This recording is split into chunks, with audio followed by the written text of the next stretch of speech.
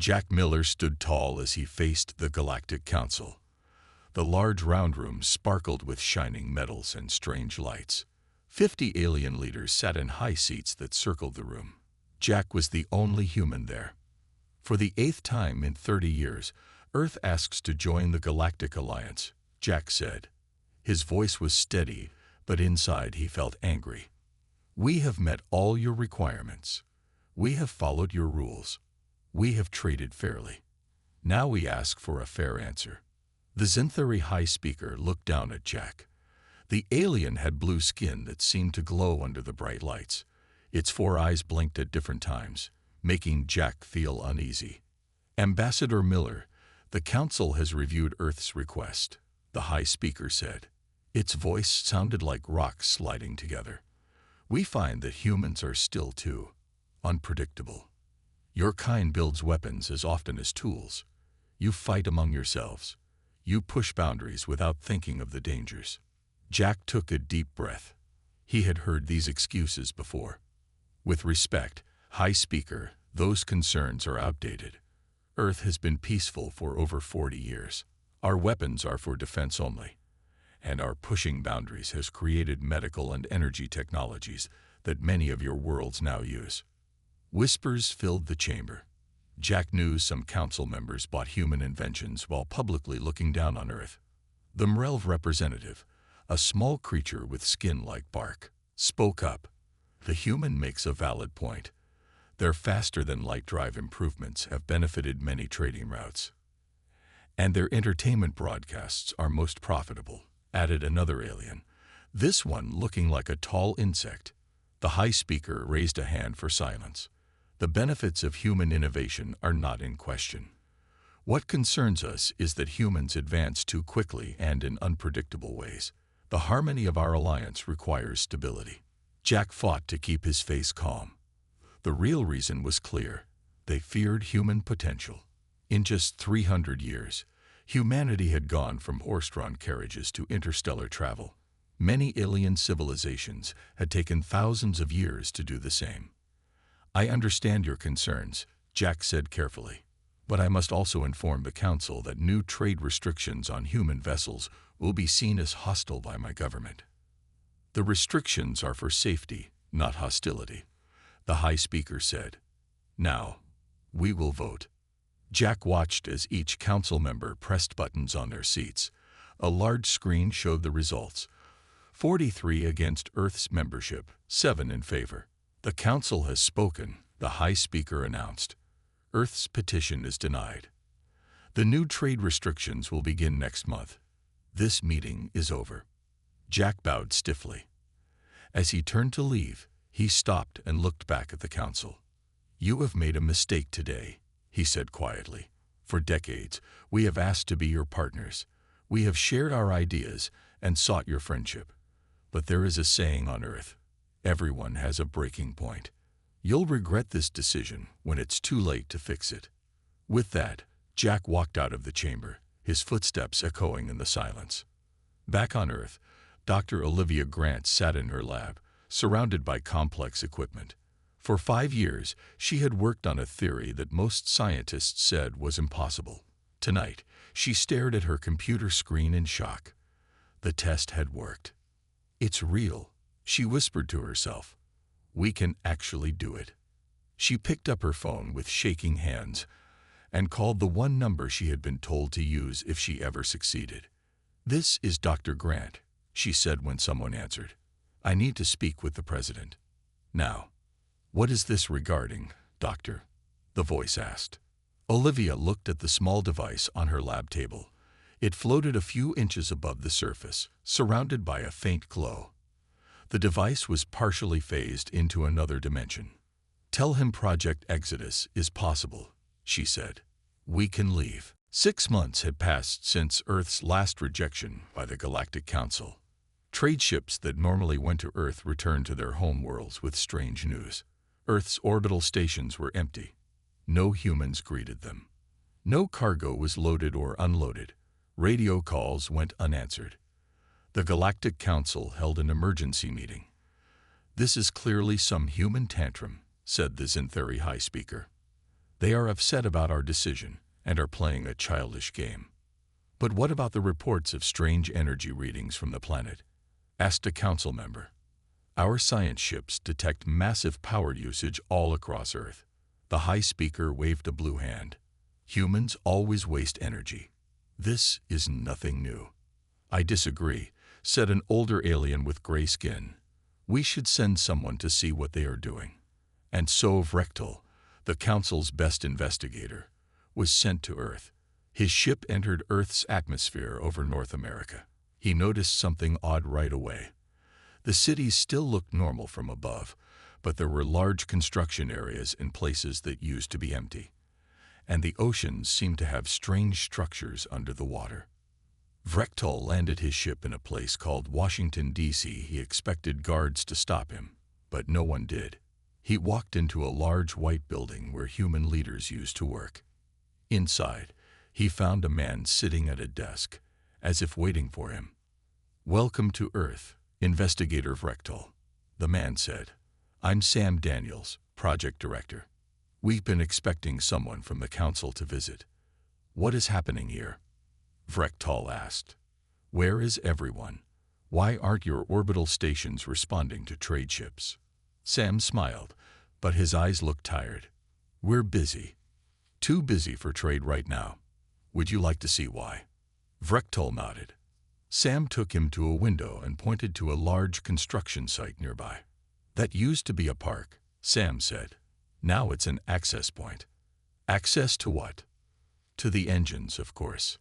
Vrektal felt confused. "What engines?" Sam's smile grew wider. "The engines that will move Earth. After the council rejected us again, we made a decision. If the galaxy doesn't want us, we'll leave." Vrektal laughed. "Move a planet? That's impossible." "Dr. Grant's breakthrough changed everything," Sam said. "She found a way to shift matter into a pocket dimension. We can move Earth, the Moon, and Mars into this pocket, and then move the pocket itself to another galaxy." Vrektal stopped laughing. The human seemed serious. "But why? This is extreme for a simple political rejection." Sam's face became hard. "Simple? Your council has blocked our growth for decades. You use our inventions but treat us like children. We've had enough.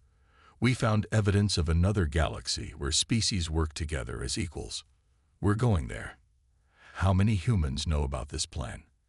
Vrektal asked. "All of us. It was a global vote. 97% said yes." Vrektal returned to his ship feeling worried. If the humans were really building engines under their planet, they were either completely crazy or had technology far beyond what the council thought. He made his report to the Galactic Council. Most members laughed. "Move a planet? Impossible," said the High Speaker. "Even our oldest civilizations can't do that. These are empty threats from an immature species." "With respect," Vrektal said, "I think they are serious. And if they succeed, what will happen to our trade networks? To our technology markets?" "Enough," the High Speaker said. "Humans have provided some useful innovations, but they are not essential to our alliance. This matter is closed." But as Vrektal left the council chamber, he couldn't shake the memory of Sam Daniels' confident smile. What if the humans really could move their planet? What if they were about to do what the council thought was impossible? The human warning now seemed more serious. "You'll regret this decision when it's too late to fix it." 3 months later, a science ship near Earth sent an urgent message to the Galactic Council. The Moon was gone. Not destroyed, just gone. And Earth was surrounded by a strange energy field that hadn't been there before. This time, even the High Speaker couldn't ignore the news. A group of the best alien scientists was quickly sent to Earth to find out what was happening. When they arrived, they saw with their own eyes that the Moon had indeed vanished. Earth looked normal from space, except for the faint blue glow around it. The science team landed in a place called New York, where they were met by a woman who introduced herself as Lisa Freeman, head of Earth's unified government. "Welcome to Earth," Lisa said. "You're right on schedule." The lead scientist, a tall alien named Jorex, asked, What have you done with your moon?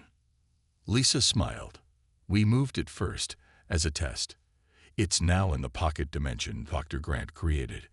We needed to make sure living things could survive the shift. She looked at her watch. Mars will be next, in about 2 weeks. Then Earth. Jorix couldn't believe what he was hearing. This is madness. You can't just move planets. The consequences have all been calculated. Lisa interrupted. We've been planning this for years. Since your council made it clear we would never be accepted as equals, we've been working on alternatives. Another scientist asked, where do you plan to go? We've found evidence of a galaxy about 12 million light-years from here. Our probes show intelligent life there too, but their alliance seems more welcoming to newcomers. Jorix looked at the strange blue energy field that surrounded the building they were in. This field, what is it? The first stage of dimensional shifting, Lisa explained. It's preparing Earth's matter to enter the pocket dimension. The field will grow stronger each day. But the economic impact on the Galactic Alliance, Lisa cut him off again, is not our concern anymore. You should have thought about that before rejecting us 8 times. The scientists returned to their ship and sent an urgent message to the council. This time, there was no laughter in the council chamber when the report was read. They've actually moved their moon, asked one council member, voice shaking. How is this possible? Their technology must be far more advanced than we believed, said another. The high speaker looked worried for the first time. If they leave, what happens to all the trade deals that depend on human goods? What about the technologies only they know how to repair? And economic experts stood up. If Earth leaves, 23% of alliance trade will be affected. Hundreds of products will no longer be available. Thousands of ships using human engine designs might not be able to get parts. Now fear spread through the council. Many members had grown rich from human trade. Many worlds had become dependent on human medicines and technologies. If humans took all that knowledge away, we must stop them, the High Speaker declared. Send a message to Earth. Tell them we are reconsidering their membership. But when the message reached Earth, the response was a simple text. Too late. Mars has already begun transition. The council watched through telescope feeds as the red planet flickered like a bad image and then disappeared completely. Panic spread through the alliance. Markets began to crash as traders sold stocks in companies that relied on human goods. Some people even tried to travel to Earth to escape the coming economic troubles, but Earth had closed its borders. No ships could land except for official alliance vessels. On world after world, people looked up at the night sky, wondering what would happen next. The humans had already done what most thought was impossible. And as the Galactic Council argued about what to do, the blue glow around Earth grew stronger each day. The Galactic Council chamber was in chaos. Members shouted over each other. Some pounded their desks. Others stared at the economic reports in shock. Order. We must have order, yelled the High Speaker. His blue skin had turned almost gray with stress. Slowly, the noise died down. The High Speaker looked at the faces around him. Fear was in every eye. The situation is clear, he said. We must stop the humans from leaving. The economic damage is already severe. If Earth disappears like their Mars and Moon have, many worlds will face hardship. How do we stop them? Asked a council member. We don't understand their technology. We offer them what they always wanted, the High Speaker said. Full membership in the Alliance, with special benefits. The vote was quick. For the first time in Council history, the decision was unanimous. Earth would be offered membership, trading rights, seats on all important committees, and technology sharing. But who will deliver this offer? Asked someone. Earth has closed its borders. There is one human ship still in our space, said an aide. A small diplomatic vessel with Ambassador Alan Wright aboard. It's preparing to return to Earth. Contact it at once, ordered the High Speaker. Alan Wright was a tall man with gray hair and dark skin. When the Council's message came through, he was packing his personal items. The Earth Embassy in Alliance space was closing forever. "Ambassador Wright," said the face on the screen. "The Galactic Council requests an emergency meeting with you." Alan was surprised. I was not aware the Council had anything more to say to Earth. "Please, Ambassador, it's urgent." An hour later, Alan sat in the Council chamber. All 50 members were present, something that rarely happened. The High Speaker himself presented the offer. "Full membership," he said. "Seats on all committees, free trade rights, technology exchange programs, everything Earth has asked for over the past 30 years. Alan listened politely. When the High Speaker finished, there was silence. Everyone waited for the human's response. "I appreciate the offer," Alan said finally, "but I'm afraid it comes years too late. We can fast-track everything," the High Speaker said quickly. "Membership could be official within 1 month." Alan shook his head. "You misunderstand. Earth has already committed to our new path. The decision was made by all humans together. We're leaving." "But the economic damage is not our problem," Alan interrupted. "You had decades to welcome us as equals. Instead, you took our inventions while keeping us at arm's length. Now we found another way." "Please," said the High Speaker, and many were shocked to hear the proud Zinthuri actually beg. "Reconsider. The Alliance needs Earth." Alan stood up. "That's the first honest thing you've said to us. Yes, you need us, but we no longer need you." As he walked to the door, a council member called out, "What about humans who want to stay? Who don't want to leave this galaxy?" Alan paused. "Anyone who wishes to remain can do so, but very few have chosen that option. Less than 1% of our population." After Alan left, the council sat in stunned silence. They had always seen humans as the ones who needed the Alliance. Now they realized too late that perhaps it was the other way around. Outside the council chamber, Alan boarded his ship. It was the last human diplomatic vessel in Alliance space. As it pulled away, many aliens watched it go, wondering if they would ever see a human again. On Earth, the blue energy field had grown stronger. Scientists reported that the planet was now 30% shifted into the pocket dimension. Soon, the process would reach a point of no return. The countdown to departure had begun. Strange things began to happen throughout the solar system, where Earth was located. The gravity patterns changed. Waves of energy rippled outward. The blue field around Earth grew so bright that it hurt alien eyes to look at it directly. The Galactic Council's science team reported their findings. Earth is now 60% phased out of normal spacetime. If they complete the shift, the gravitational effects could damage nearby systems. Shipping lanes could be disrupted for years. The High Speaker looked at the military commander, a tough Dravak named Zaxreeth. "We have no choice. We must stop them by force." The commander nodded. "My fleet is ready." 200 warships, the largest fleet gathered in 500 years, jumped into Earth's solar system. Their weapons were powered up. Their shields were at full strength. They had come to stop Earth from leaving, no matter what. Commander Zaxreeth stood on the bridge of his flagship. Through the view screen, he could see Earth glowing blue in the distance. "Send the message," he ordered. His communications officer spoke. "Attention, Earth.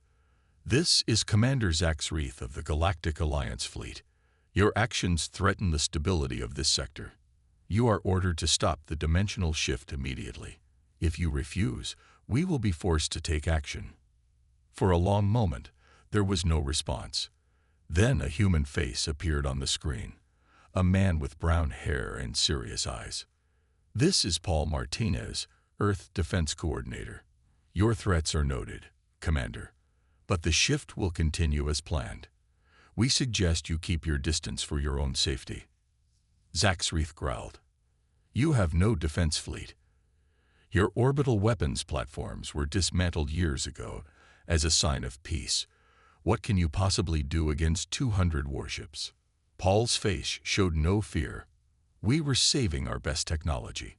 We hoped we would never need to use it." "Prepare to fire warning shots," Zaxreeth told his crew. To the human, he said, "This is your final warning." "And this is yours," Paul replied. "We mean you no harm, but we will defend ourselves. Please retrieve your personnel and withdraw." Zaxreeth gave the order. 5 warships fired energy beams toward Earth, aimed to hit the ocean as a show of force. The beams never reached their target. They hit an invisible barrier and scattered into harmless light. "What was that?" Zaxreeth demanded. "Sir," called his sensor officer, "I'm detecting energy fields activating around Earth. Thousands of them. Small objects, previously hidden or disguised as space debris, suddenly lit up all around Earth. A web of energy formed between them." "Full attack," ordered Zaxreeth. "All ships, fire main weapons." The fleet fired everything they had. Beams, missiles, and energy torpedoes flew toward Earth. Each weapon either disappeared into small portals that opened in front of them or bounced back toward the fleet. 3 Alliance ships were hit by their own weapons. Then a pulse of energy spread outward from Earth. It wasn't a weapon. It didn't damage the ships. But every system on every vessel suddenly shut down. 200 warships floated helplessly in space. Paul Martinez appeared on emergency screens powered by backup systems. "As you can see, Commander, we could have destroyed your fleet. We chose not to. We will restore your ship's power in 1 hour. Enough time for us to continue our work without interference. I suggest you return to Alliance space after that. Earth will be gone in 3 days." Power returned to the fleet exactly 1 hour later, as promised. Zaxreeth ordered a retreat. There was nothing else they could do. When he reported his failure to the Galactic Council, he said simply, "Their technology is far beyond ours. If they had wanted to fight us all these years, they could have won easily. They were never the primitive species we thought they were." The High Speaker looked old and tired. "Why did they hide their true capabilities from us?" "Perhaps," said Zaxreeth, "they were hoping you would accept them without needing to know how powerful they really were." They wanted friendship, not fear. The High Speaker had no answer to that. The day came. Earth glowed so bright blue that special filters were needed to look at it. Millions of aliens watched through telescopes and from ships at a safe distance. They knew they were about to witness something that had never happened before, a planet leaving its galaxy by choice. On thousands of alien worlds, people watched live feeds. Markets had closed. Schools had special viewing events. This was history happening before their eyes. The Galactic Council sent one last message, offering Earth everything they could think of. Special status above all other members, control of trade routes, access to all alien technologies, anything to make them stay. The response came from Dr. Olivia Grant herself, now speaking as Earth's science director. Her face appeared on the Council's main screen and on screens across the galaxy. "Thank you for your offer," she said. Her voice was calm and kind. "But our decision is final. We gave you centuries to accept us as equals. We no longer need your acceptance."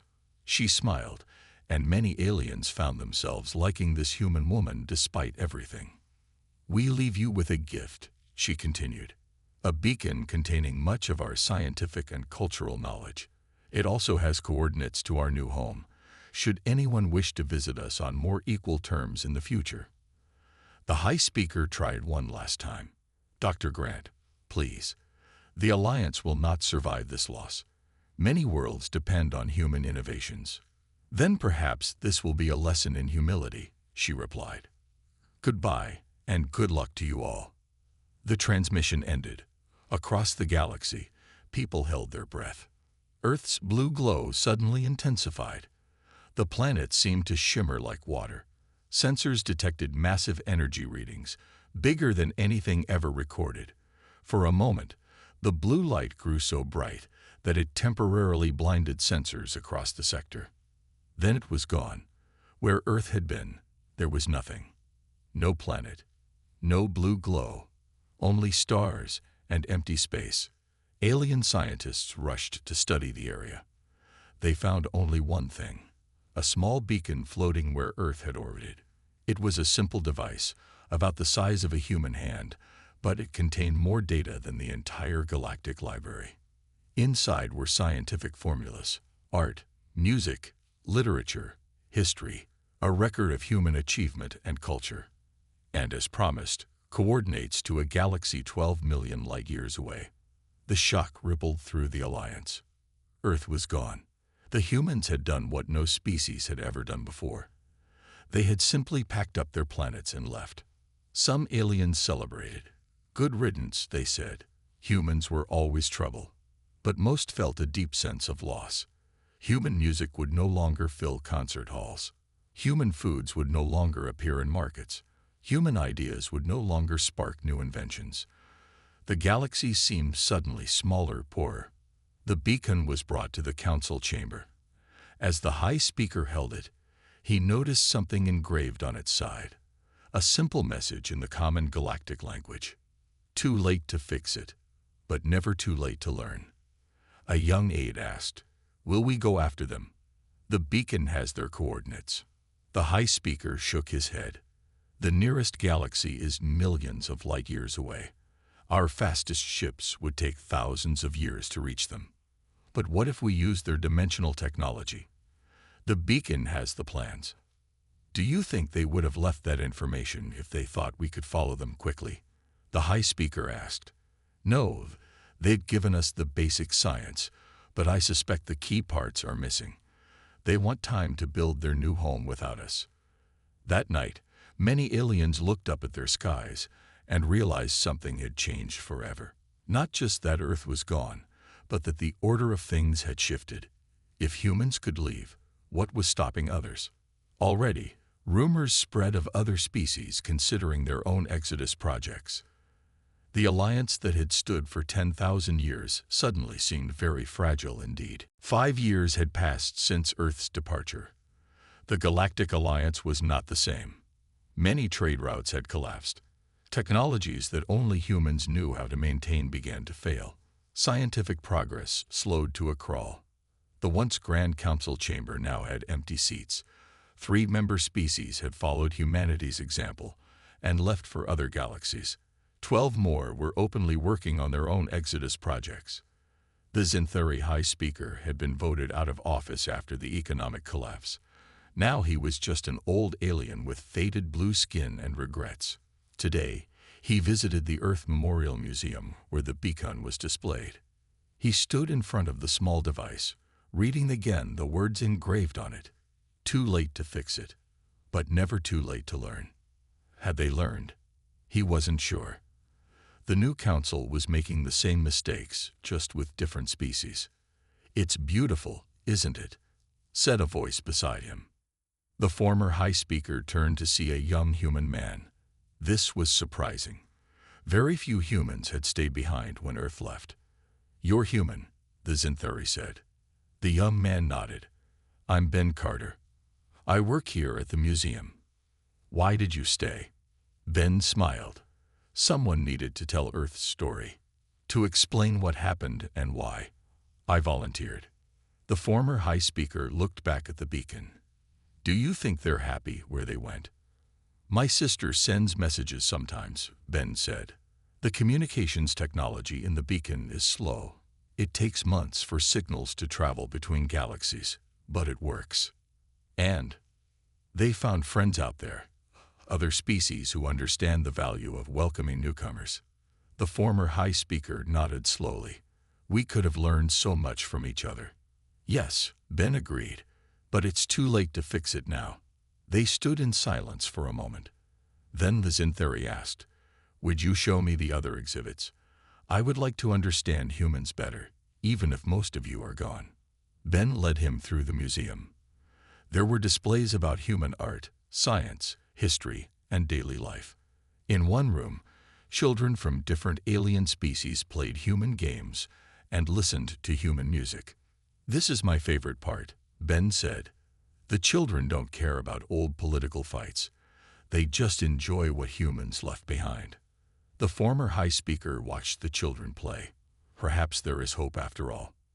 As they finished the tour, Ben took the old alien to a special room. Inside was a device similar to the beacon.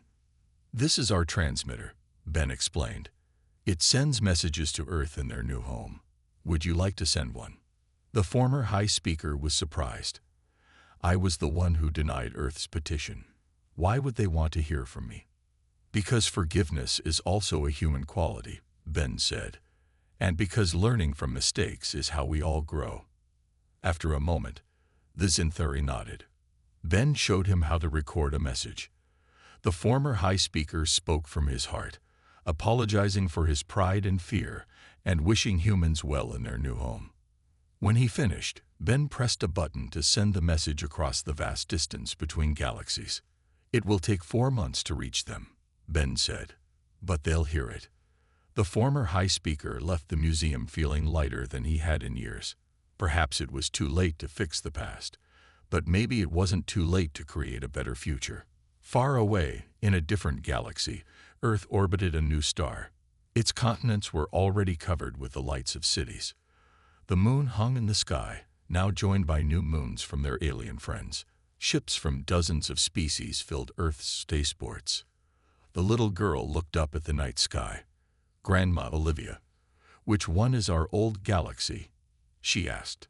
Dr. Olivia Grant, now old but still sharp, pointed to a tiny smudge of light. "That one.